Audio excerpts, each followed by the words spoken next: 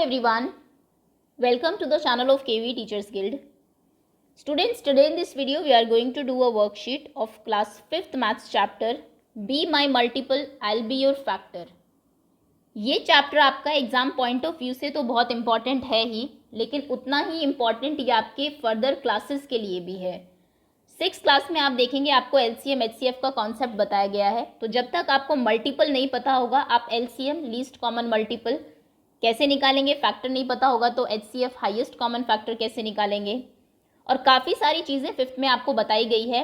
हालांकि NCERT की तरह आपको चीज़ें कुछ जो आपकी वर्ड प्रॉब्लम्स हैं उसमें कुछ कॉन्सेप्ट बताए गए हैं, कुछ आपको एक्टिविटी दी गई है वहाँ पर बताए हुए हैं, लेकिन multiple, factor, common multiple, common factor, factor tree, prime factorisation and tiling के वर्ड प्रॉब्लम्स, ये सारे टॉपिक्स आपके इस चैप्टर में है जो मैं आपको करा चुकी हूँ।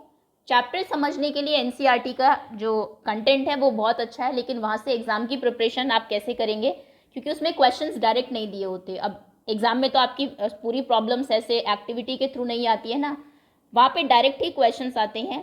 तो इस चैप्टर से एग्जाम्स में कैसे क्वेश्चन बन सकते हैं वो हम इस वीडियो में देखेंगे KVS की वर्कशीट में। शुरू करते हैं। अगर कोई भी बच्चा नया हो चैनल पर तो आप चैनल को सब्सक्राइब कर लीजिए, बेल आइकन को प्रेस कर लीजिए। Okay, let's begin. Worksheet number 1, be my multiple, I be your factor. पहला क्वेश्चन है आपका, व्हेन 2 और मोर नंबर्स आर मल्टीप्लाइड, जब 2 या उससे ज़्यादा नंबर्स को आप मल्टीप्लाई करते हैं, then each number is dash of product and product is dash of the number. Important question है, वैसे भी ये बेसिक कॉन्सेप्ट है। फॉर एग्जाम्पल मैं आपको कहती हूँ 8 7s आर 56, तो यहाँ पे ये जो दोनों नंबर्स हैं 8 और 7, ये 56 के क्या है, 8 और 7, यानी कि each number is a factor of product. ये आपको पता होना चाहिए। 8 और 7 56 के फैक्टर है, एंड जो प्रोडक्ट है, जो नंबर है 56, वो 8 और 7 का क्या है, वो 8 और 7 का मल्टीपल है। माफ करिएगा, मल्टीपल। ओके, ये आपको पता होना चाहिए। कई बार क्वेश्चन है, अच्छा वो आगे है ही क्वेश्चन, चलिए वहां पे जाएंगे तो ही करेंगे। नेक्स्ट क्वेश्चन है, इन स्टेटमेंट 7 × 4 = 28, 7 4s are 28। 7 और 4 क्या है, 7 और 4 है फैक्टर्स ऑफ द मल्टीपल 28। ध्यान रखिएगा, जब भी आप नंबर्स को मल्टीप्लाई करते हैं, 9 5s are 45, 9 और 5 फैक्टर है 45 के, एंड 45 मल्टीपल है 9 और 5 का। इसीलिए चैप्टर का नाम है बी माई मल्टीपल। अगर तुम मेरा मल्टीपल बनोगे, 9 कह रहा है 45 को, तुम मेरा मल्टीपल हो तो मैं तुम्हारा फैक्टर हूँ, ठीक है। और फैक्टर्स होते हैं ये, मल्टीपल होता है ये, क्योंकि ये मल्टीप्लाई करके आया है। क्लियर। ये कॉन्सेप्ट NCERT में आपको सारे दिए हुए हैं, लेकिन NCERT में कभी स्टेटमेंट नहीं लिखी होती, बीच में इन्फॉर्मेशन होती है, आपको वहाँ से ढूंढनी होती है। अब इतना कौन वो करेगा, तो यहाँ पे आपको डायरेक्ट बता देते हैं। एग्जाम में आपको अगर क्वेश्चन आता है तो इस तरीके से आप ढूंढेंगे, ये आपके फैक्टर्स हैं और ये मल्टीपल है। नेक्स्ट क्वेश्चन है, dash is a factor of every number. कौन सा वो नंबर है जो सभी का फैक्टर होता है, ये है 1। ये भी NCERT में आपको बताया है। आप किसी भी नंबर का फैक्टर लिखते हैं, मान लीजिए आपने लिखे फैक्टर्स 12 के, 12 किसकी टेबल में आता है, सबसे पहले 1 लिखते हैं, क्योंकि 1 की टेबल में तो सभी आते हैं, 1 2 3 4 6 एंड 12। ओके, आपको कहा जाए 5 के फैक्टर लिखिए तो आप लिखेंगे 1 और 5, तो मतलब 1 सबका फैक्टर होता है। ये इंपॉर्टेंट है। अगर आपसे पूछा जाए कौन सा वो नंबर है which is factor of every number, सबका फैक्टर है, तो ये है 1।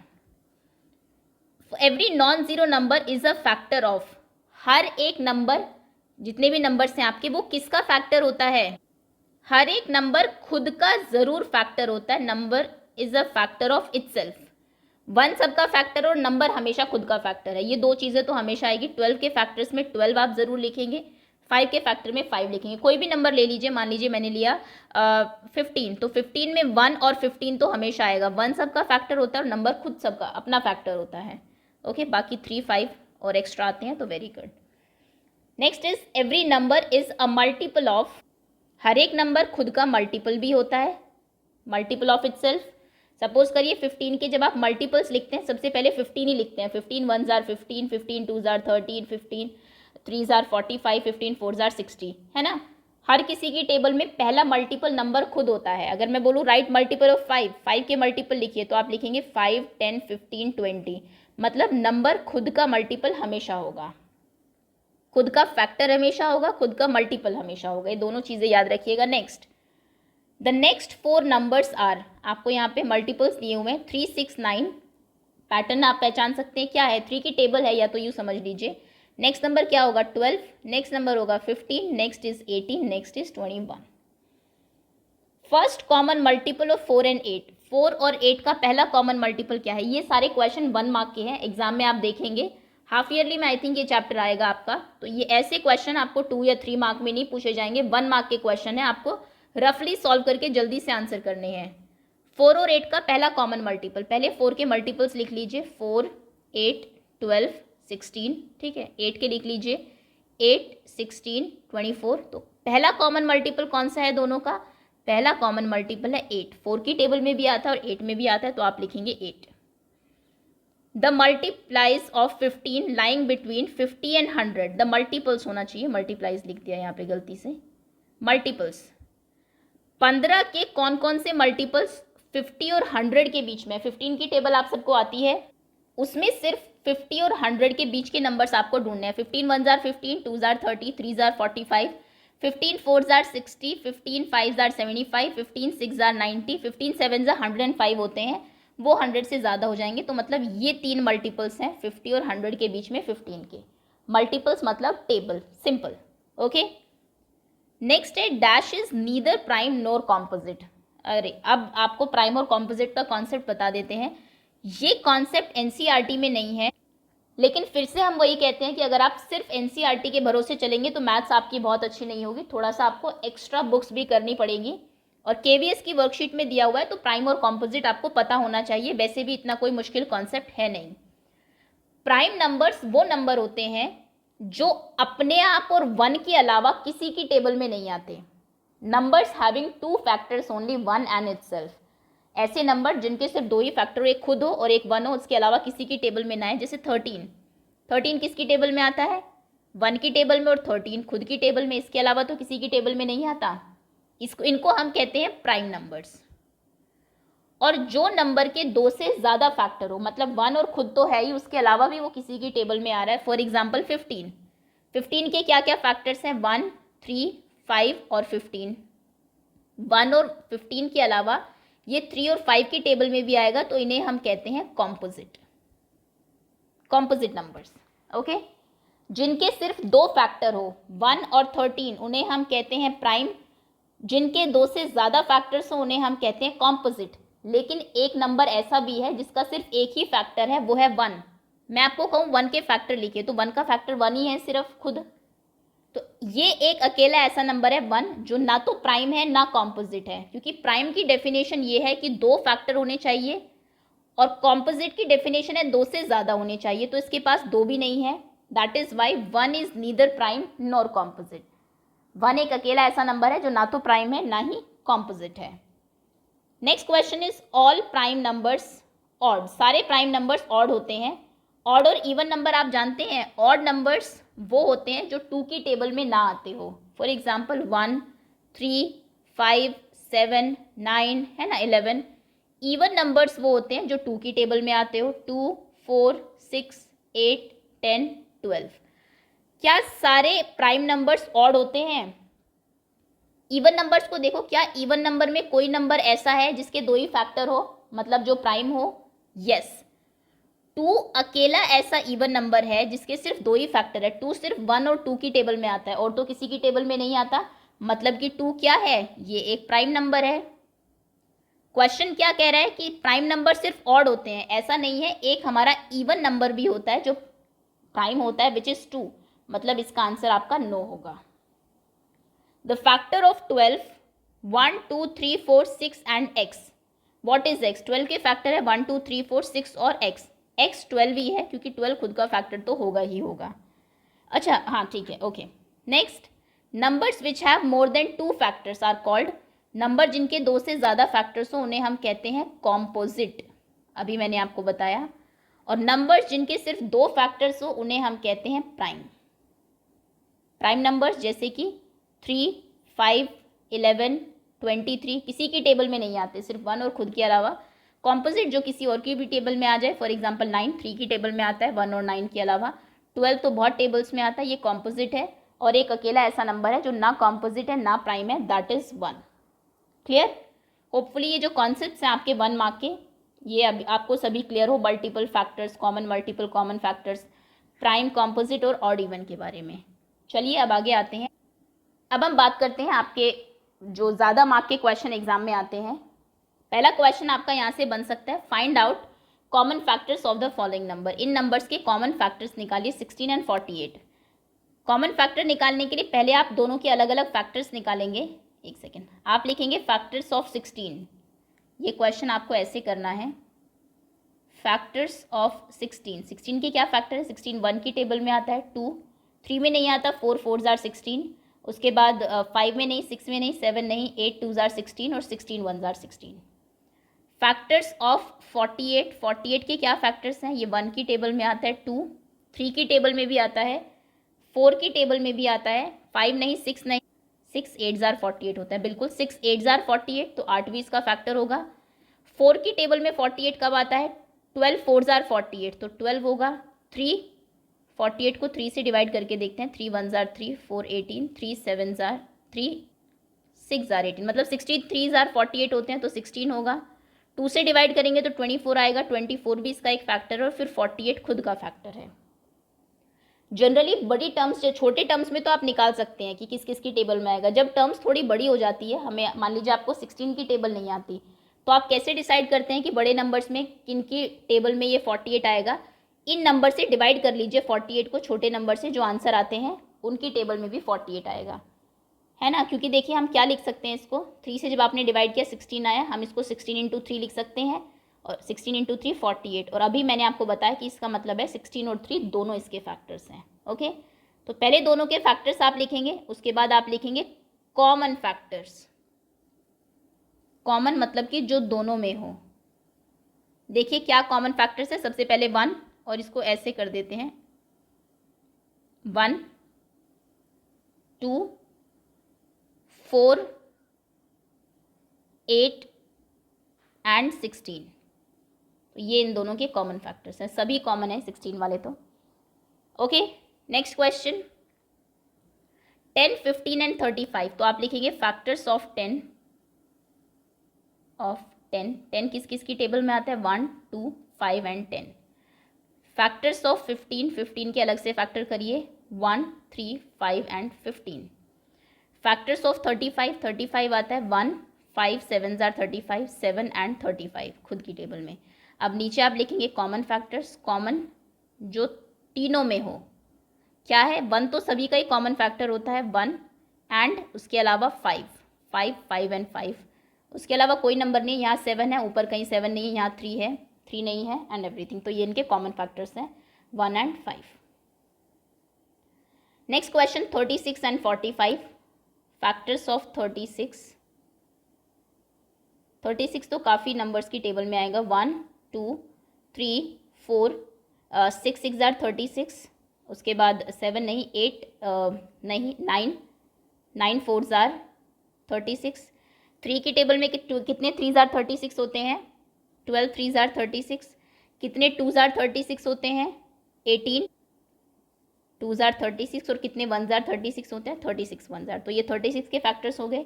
फैक्टर्स ऑफ 45, 1 की टेबल में आता है, 2 में नहीं आएगा, 3 में भी आएगा, 4 नहीं, 5 में आएगा, 6 7 8 9 9 5 जार 45। 3 कितने 3 जार 45 होते हैं? 15 3 जार, और 1 के साथ 45 ओनली। ये 45 के फैक्टर्स हैं। आप नीचे लिखेंगे कॉमन फैक्टर्स। कॉमन है दोनों में 1, सबसे पहले तो हमेशा ही कॉमन रहता है, तो सभी का ही फैक्टर होता है। 2 नहीं, 3 5 9 15 यहाँ नहीं है, 45 नहीं, तो 1 3 9 इनके कॉमन फैक्टर्स हैं। Next is 12 and 120। ओके, आप लिखेंगे फैक्टर्स ऑफ 12 क्या होंगे? 1 2 3 4 6 एंड 6 2 जार 12 12। फैक्टर्स ऑफ 120, 120 के बहुत फैक्टर्स होंगे, 1 2 3 4 6 12 सारे जो इसके हैं। उसके बाद 10 भी होगा, सॉरी 10 12 जार 12 ओके, नेक्स्ट क्वेश्चन है write the common multiple of the following numbers. इन नंबर्स के कॉमन मल्टीपल लिखिए। ओके, पहला कॉमन मल्टीपल तो वैसे ही करेंगे जैसे फैक्टर्स में किया था। सबसे पहले मल्टीपल ऑफ 16 लिखेंगे, मल्टीपल्स ऑफ 16, 16 तक की टेबल तो आती होगी। 1s are 16, 2s are 32, 16 3s are 48, 4s are 64, 5s are 80, 6s are 96, 7s are 112। ठीक है, यहाँ तक काम चल जाएगा। उसके बाद multiples of 12, 12 1s are 12, 2s are 24, 36 4s are 48, 60 72 84। Okay, enough. Next multiple of 24। जो बड़े नंबर्स होते हैं उनकी टेबल आपको बहुत आगे तक नहीं लिखनी पड़ती, कम से भी काम चल जाएगा। 24 1s are आपको आती है तो बहुत अच्छी बात है, नहीं तो इंटू 2 करके भी आप निकाल सकते हैं। 22 4 2s are 48, 24 2s are 48, 24 3s are 72, 24 4s are 96, 24 5s are 120। बस इतना ही लिखते हैं। अब लिखते हैं कॉमन मल्टीपल्स। कॉमन मल्टीपल हमें एक भी मिल गया तो बाकी निकालने की मैंने ट्रिक आपको बताई हुई है। पहला कॉमन मल्टीपल ढूंढिए। 16 कहीं नहीं है, 32 नहीं है नीचे, 48 48 48 मिल गया हमें फर्स्ट, ये रहा 48 48 एंड 48। सेकंड देख लीजिए अगर मिलता है तो 64 नहीं है, 80 नहीं है, 96। हमने 96 तक 12 की टेबल लिखी नहीं, वैसे 96 होगा अगला। ट्रिक ये है कि अगर आपको एक कॉमन मल्टीपल मिल जाता है, 48 मिल गया, बाकी जो मल्टीपल्स है वो 48 की टेबल होगी। यानी कि सेकंड मल्टीपल क्या होगा, 48 into 2, 8 2s are 16, 6 carry 1, 4 2s are 8 plus 1 9, 96। Third multiple क्या होगा, 48 into 3, 8 3s are 24, 2 3 4s are 12, 13 14 144। अगर क्वेश्चन पूछे 3 मल्टीपल निकालो, आपको एक ही मिल रहा है तो बाकी को आप 2 और 3 से मल्टीप्लाई करके लिख सकते हैं। ओके, तो ऐसे आप मल्टीपल फाइंड करेंगे। नेक्स्ट क्वेश्चन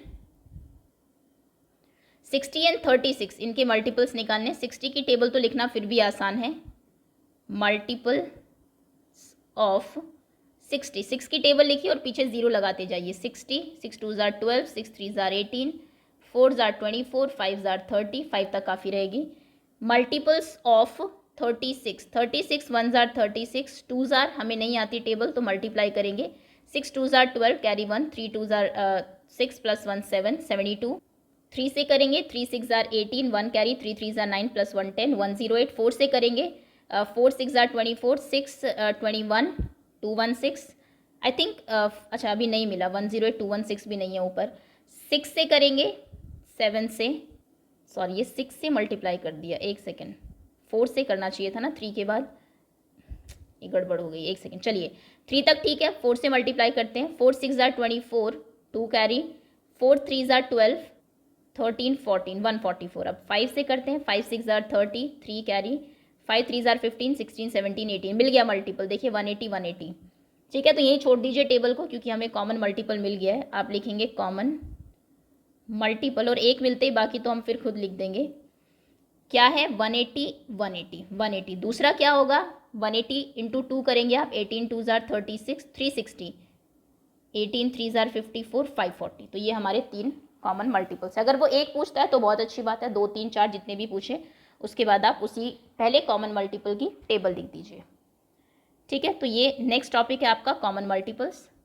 आगे आते हैं, नेक्स्ट वर्कशीट है आपकी write the prime factorisation for the following number using factor tree. Factor tree को यूज़ करके प्राइम फैक्टर्स लिखने हैं। फैक्टर ट्री बनाना आपने सीखा है, अब उससे प्राइम फैक्टर्स कैसे लिखते हैं। 40, कोई भी टेबल आपको आती है जिसमें आपको याद हो कि 40 आता है, एक सेकेंड, ओके 40, 10 4s are 40, यहाँ पर आप 10 लिख लीजिए, यहाँ पर 4, 10 4s are 40। पहली ब्रांच है ये आपके ट्री की। क्या 4 किसी और की टेबल में भी आता है, बिल्कुल 2 की टेबल में आता है, 2 2s are 4, 2 खुद की टेबल में आता है बस, और किसी के में नहीं आता। जब तक ऐसा नंबर आपका ना आए जो किसी की टेबल में ना आता हो, मतलब प्राइम नंबर ना आ जाए, तब तक आप करते रहते हैं। अभी यहाँ पर 10 है इस ब्रांच पे टॉप पे, तो 10 तो 5 की टेबल में आता है, 5 2s are 10, 5 किसी की टेबल में नहीं आता, 2। अब टॉप ब्रांच देखिए, सबसे ऊपर है हमारे नंबर्स 5 2 2 और 2, और ये चारों ही हमारे प्राइम नंबर्स हैं, इनको हम प्राइम फैक्टर्स कहते हैं। तो यानी कि 40 के प्राइम फैक्टर्स आप लिखेंगे 5 into 2 into 2 into 2। Top branch के जो नंबर्स हैं उनको मल्टीप्लाई करके जो नंबर आता है उसको हम प्राइम फैक्टराइजेशन बोलते हैं, चाहे तो आप करके देख लीजिए।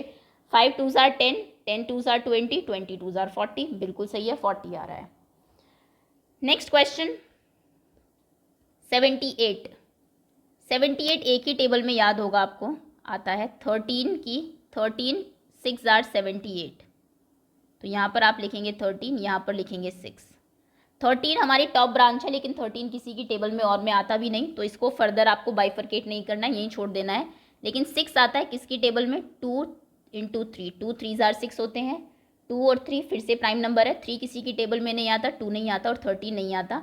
मतलब आप लिखेंगे 78 के प्राइम फैक्टर्स क्या होंगे, 13 इंटू 2 इंटू 3। ओके, ये प्राइम फैक्टराइजेशन का कॉन्सेप्ट है, समझ में आ गया होगा आपको। 120 किसी की भी टेबल में आपको 120 याद हो, बिल्कुल 12 10s are 120 होते हैं।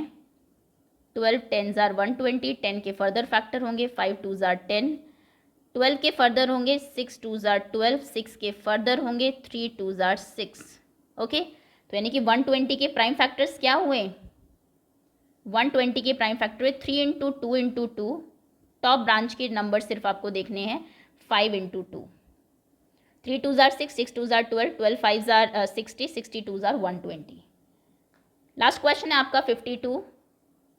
अगेन 13 की ही टेबल में आता है 52। 13 4s are 52, 4 के फर्दर फैक्टर 2 इंटू 2, 13 के कोई फैक्टर नहीं होंगे, तो 52 के प्राइम फैक्टर होंगे 13 इंटू 2 इंटू 2। ओके, ये इस तरीके से आप फैक्टर ट्री को यूज़ करके प्राइम फैक्टराइजेशन करते हैं यूजिंग फैक्टर ट्री। ओके, फिर से वही क्वेश्चन है 72। 72 किसकी टेबल में याद है, 8 9s are, 8 के फैक्टर 2 4s are, 4 के फर्दर फैक्टर 2 2s are और 9 के फैक्टर 3 3s are। तो 72 के फैक्टर्स क्या हो जाएंगे, 2 into 2 into 2 into 3 into 3 into 3 into 3, 2 2s are 4, 4 2s are 8, 8 3s are 24, 24 3s are 72। Last question है आपका 24। 24 क्या फैक्टर करेंगे, किसकी टेबल में याद है, 8 3s are 24, 8 के फर्दर फैक्टर 4 2s are, 4 के फर्दर फैक्टर 2 2s are। तो 24 के फैक्टर हो जाएंगे 2 into 2 into 2 into 3, 2 2s are 4, 4 2s are 8, 8 3s are 24। ये कॉन्सेप्ट है आपका प्राइम फैक्टराइजेशन का। तो आई थिंक ऑलमोस्ट सारे क्वेश्चन हो चुके हैं। सबसे पहला कॉन्सेप्ट, सबसे पहले जो वर्कशीट थी आपकी, उसमें आपको कुछ जनरल क्वेश्चंस बताए हुए हैं, 1 मार्क के क्वेश्चंस, बेसिक कॉन्सेप्ट जो आपको क्लियर होना चाहिए about factors and multiples. Second worksheet में हमने कॉमन फैक्टर्स, कॉमन मल्टीपल्स देखे। थर्ड वर्कशीट में आपने प्राइम फैक्टराइजेशन देखा, फैक्टर ट्री देखा। एक जो कॉन्सेप्ट हमारा रह गया दैट इज टाइलिंग। टाइलिंग के एनसीईआरटी के जो लास्ट के 3 क्वेश्चंस हैं, 3 या 4 है आई थिंक, वो 4 क्वेश्चन सिर्फ आप प्रैक्टिस कर लीजिए, उसके अलावा किसी वर्कशीट से आपको क्वेश्चन करने की ज़रूरत नहीं है। काफ़ी वर्कशीट्स में आपको एलसीएम एचसीएफ के क्वेश्चन 5th क्लास में दे देते हैं, लेकिन 5th में अभी एलसीएम एचसीएफ का कॉन्सेप्ट नहीं है, तो उसको नहीं छेड़ना है आपको। टाइलिंग के इसलिए वर्कशीट में कोई क्वेश्चन केवीएस ने दिए नहीं है, क्योंकि वो सिर्फ एनसीईआरटी से आपको प्रैक्टिस करने हैं। उनके आंसर्स कैसे लिखने हैं उसके लिए अगर चाहो तो आप आई थिंक पार्ट 2 या 3 आपके चैप्टर की जो एक्सप्लेनेशन वाली वीडियो है उसको आप देख लीजिएगा, उनको लास्ट में मैंने बहुत अच्छे से एक्सप्लेन किया। पार्ट 3 में है क्योंकि चैप्टर काफ़ी लेंदी था, तो 3 पार्ट्स में उसकी वीडियो बनी थी। और इसी के साथ आपका ये चैप्टर फिनिश होता है। होपफुली आप सभी को समझ में भी आ गया होगा। और जैसा कि मैंने कहा, इसकी प्रैक्टिस आप प्लीज़ कर लीजिए अपने आप को क्वेश्चंस देके, क्योंकि एग्जाम पॉइंट ऑफ व्यू से बहुत इंपॉर्टेंट है ये चैप्टर। ओके, इसी के साथ ही ये यहाँ पे फिनिश होता है। Thank you so much for watching.